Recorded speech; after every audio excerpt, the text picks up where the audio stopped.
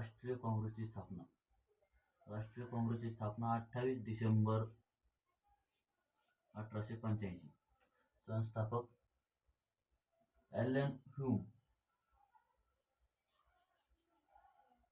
त्यावेळी व्हाईसरॉय होते डफरिन.